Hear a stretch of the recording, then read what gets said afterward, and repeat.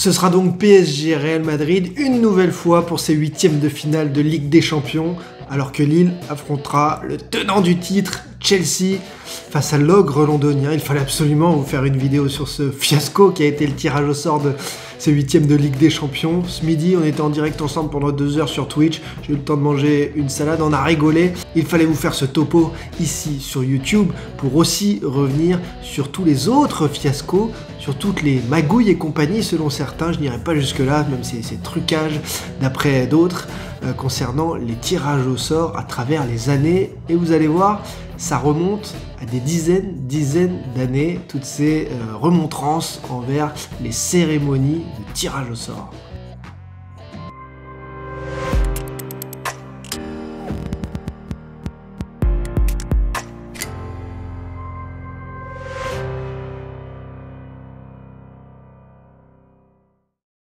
Ça fait près de 100 ans que ça dure et ça fait près de 100 ans qu'il y a des remous à chaque tirage au sort. Regardez, souvenez-vous, non, vous n'y étiez pas et moi non plus, 1938, Jules Rimet fait piocher les petits papiers dans le vase à son petit-fils Yves Rimet. Et déjà, à ce moment-là, on s'étonne d'un groupe de la mort, d'un groupe plus compliqué que l'autre, d'une équipe de France dans de mauvaises conditions. Il avait eu, avait-il dit, la main lourde pour les Bleus d'ailleurs à ce moment-là. Bref, vous voyez, les tirages au sort font toujours énormément parler, mais alors, celui d'aujourd'hui, de la part de l'UEFA, on peut parler d'un fiasco, carrément, puisqu'il a dû être rejoué, lui aussi, comme un match, on le rejoue à huis clos. Alors, ça n'a pas été à huis clos, ça a été filmé à nouveau. De midi, on est passé donc à 15h, et de midi, avec un PSG Manchester, on se retrouve avec un PSG Real Madrid.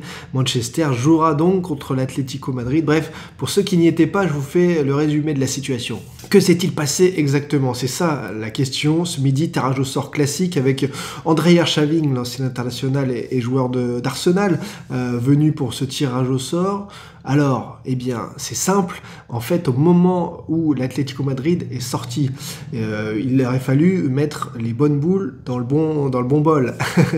Sauf que la boule du Manchester United n'a pas été placée dans les clubs pouvant tomber potentiellement sur l'Atlético Madrid. La machine, soi-disant officiellement en tout cas, aurait mis de côté cette boule, comme si c'était un club qui avait joué en poule avec Manchester United ou un club qui a la même nationalité. Vous savez que les mêmes nationalités ne peuvent pas se rencontrer en huitième de finale. Voilà la situation.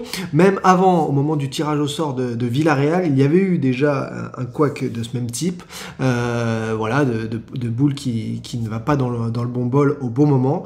Bref, ça faisait beaucoup. Il a donc été décidé de retirer tout ça. C'est un amateurisme incroyable. Pour beaucoup, c'est même le signe de magouille. Alors, j'irai pas jusque-là, ni de trucage, surtout pas. Pour moi, c'est vraiment juste le signe que il y a une mauvaise préparation.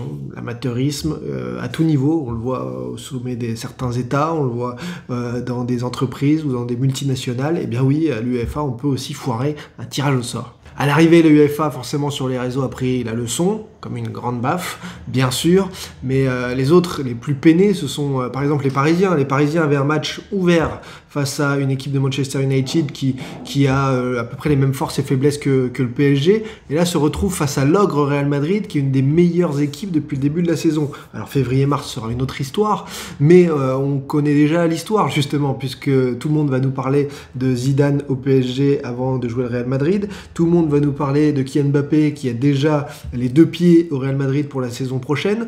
Bon, bref, ça va être folklore.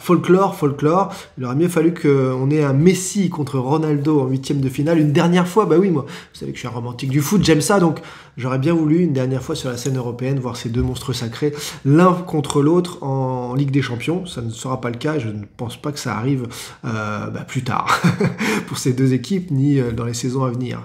Ça va être compliqué, hein. Plus le temps passe, malheureusement, le temps fait son effet. Voilà, donc vous voyez s'afficher bien sûr le bon tirage au sort de cette Ligue des Champions. Il n'y aura pas de troisième tirage, ça y est, c'est fait, c'est ancré. PSG Real Madrid. L'Inter peut être déçu avec un tirage ouvert à la base, se retrouve face à Liverpool, un de mes favoris pour remporter le titre européen cette saison. L'Atlético échappe au Bayern pour donc se trouver sur le chemin de Manchester United. Voilà pour les vraies grosses affiches du coup qu'on retrouve grâce à ce nouveau tirage au sort. Mais des gros couacs concernant les tirages au sort, il y en a déjà eu plein, les amis. Alors voici le récap. Ça a commencé dès 1938, je vous l'ai montré au début de cette vidéo, Jules Rimet qui fait piocher son petit-fils dans les vases, et déjà, il y avait eu, dans le vase, déjà, il y avait eu des remous, et certains avaient dit que c'était pas très clean, pas très pro, et que d'ailleurs, la France avait été maltraitée dans ce tirage au sort. Bref, on cherchait la petite bête. Mais plus tard, ensuite, il y a eu notamment 1982. 1982, Joao Havelange, lui, alors lui... c'est une autre époque, hein. Il s'en fout complet. Hein. Il est filmé pourtant, ça y est, là, depuis quelques années, à ce moment-là, il y a la télé qui filme les tirages au sort. Lui, il n'en a rien à faire, Joao Havelange. Il tire la Belgique, puis l'Écosse, et en fait, ça ne lui convient pas. Il ne faut pas que les pays européens soient trop ensemble, que les pays sud-américains soient aussi ensemble. Donc il le dit carrément à l'antenne, ah non, ça c'est pas possible. Vous voyez, c'est du génie, et c'était bien les années 80. I'm sorry, it is a second seat, I beg your pardon, it is a second seat in Alicante. Confusion down there because they're going back with the ball, they're not too happy about that. In Argentina's section, il y a eu une erreur ici, yes, parce I qu'il a thought été so. dit dans There has le been a groupe mistake. B, dans le tambour B, nous allons There mettre has been a le mistake. premier tiré dans le groupe 3 et le deuxième tiré dans le groupe 6. On passe aux années 90, le tirage au sort de la Coupe du Monde Italia 90. L'Italie se retrouve avec les États-Unis, une des équipes de l'époque où on jugeait que c'était peut-être la plus faible du tournoi. Sophia Loren, comédienne, est au tirage au sort. Et là, à ce moment-là, le monde entier l'accuse d'avoir magnétisé sa bague, oui, magnétisé sa bague pour piocher les bonnes boules et avantager l'Italie. Diego Armando Maradona ira lui aussi de ses mots, il prendra une amende de quelques milliers de dollars, je crois. Bon, bref, avant de magnétiser une bague pour choper des boules de tirage au sort de compétition, faut le faire. Dites-moi dans les commentaires si vous y croyez, moi, moyen quand même. Et puis dans les années 2000, ça continue avec les tirages au sort un peu chelous, un peu bizarres, un peu suspicieux en tout cas pour certains. En 2006, la Coupe du Monde 2006, l'Italie accuse Lothar Matthäus qui pioche donc les boules, qui est l'heureux élu de ce tirage au sort, l'ancienne gloire du foot allemand, de avoir participé à une mascarade parce que l'Italie se retrouve dans le groupe de la mort. Et alors, dans les médias italiens et sur les réseaux, ça parle déjà, enfin les réseaux, Twitter n'était pas encore né, ça parle déjà de mascarade. Pourquoi? À cause de boules chaudes, boules froides. Donc on réentend parler de ce mythe des boules chaudes, boules froides et du choix de Lothar Matthäus, qui bien sûr démentira tout de suite, puis plus tard, à chaque fois qu'on lui en parlera. À vous de juger, là aussi, selon ce que vous pensez de ces situations, l'Italie dans le groupe de la mort contre son gré. Ensuite, on file direction 2012, curieuse année 2012, avec deux couacs, deux tirages au sort chelous. À l'époque, j'étais encore à LCI et TF1, et j'en avais parlé à l'antenne très vite, très rapidement, parce qu'en fait, il y avait eu un tirage au sort le matin, une répétition, et Sky Sport en Angleterre avait filmé ces tests, on peut appeler ça des tests. Le problème, c'est que les tests étaient identiques au tirage au sort final. Oui, la capture d'écran que vous voyez, c'est bien le tirage au sort test, et le PSG était notamment tombé contre Valence, donc à l'identique, tous les matchs avaient été égaux, avaient été les mêmes. Donc la chance, elle est de 1 sur 5000 que ça arrive, et on nous avait dit à l'époque que c'était un coup de chance. Là aussi, vous jugez, je sais pas trop quoi en penser.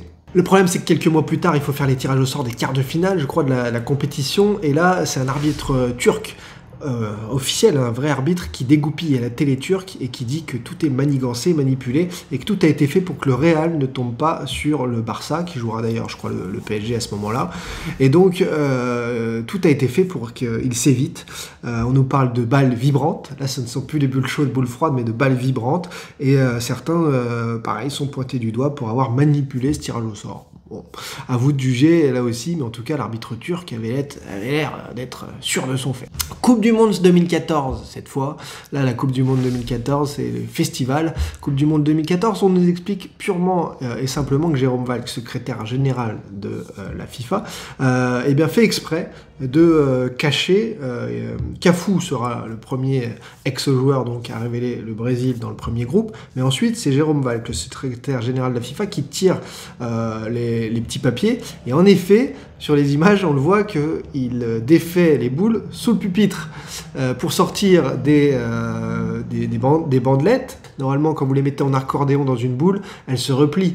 Et là, c'est ce que les accusateurs ont expliqué, c'est que les bandelettes montrées par Jérôme Valk n'avaient absolument aucune plissure, vous appelez ça comme vous voulez, et que c'était parfaitement chelou. Voilà, là aussi, à vous de voir ce que vous en pensez. En tout cas, il y a aussi l'attitude de Gianni Infantino à ses côtés qui a été pointée du doigt parce que apparemment à un certain moment, il appuierait sur un bouton, peut-être donner des ordres ou pas, on se croirait dans un James Bond. Mais là aussi, ça fait polémique pour la Coupe du Monde 2014. Et d'ailleurs, ce qui était plus polémique selon moi, c'est plutôt le compte Fraude Mondiale 2014, qui depuis n'existe plus sur Twitter, qui avait révélé tous les groupes un par un la veille, je crois, en postant quelques tweets avant que tout ça ne disparaisse. Donc ça, en effet, là, c'était beaucoup plus éloquent. Voilà pour ce petit gros récap de tous ces problèmes autour des tirages au sort, Coupe du Monde, Coupe d'Europe. À vous de juger, à vous de me dire dans les commentaires d'ailleurs si vous pensez que ce sont vraiment des magouilles et compagnie, de la fraude, de la négligence, de l'amateurisme. Voilà, chaque cas doit être assez spécifique à mon avis. Merci à tous les nouveaux abonnés, à ceux qui partagent bien sûr. La chaîne YouTube est bientôt à 20 000 abonnés, ça c'est archi cool et c'est grâce à vous. On se retrouve dès mercredi pour le grand quiz de Noël. Mettez des commentaires si vous voulez encore participer. Il reste 2-3 places je crois pour être en direct à 21h30 et remporter tous les lots dont je vous ai parlé en story sur Instagram. Voilà, et ensuite on se retrouve vendredi, nouvelle vidéo enregistrée sur YouTube pour l'actu, certainement le débrief du dimanche soir. Et puis mercredi prochain aussi en live pour la Ligue 1 avec comme d'habitude des séquences foire aux questions. Allez, portez-vous bien surtout et on se retrouve très vite, un passionné avec les passionnés, on se retrouve très vite entre passionnés.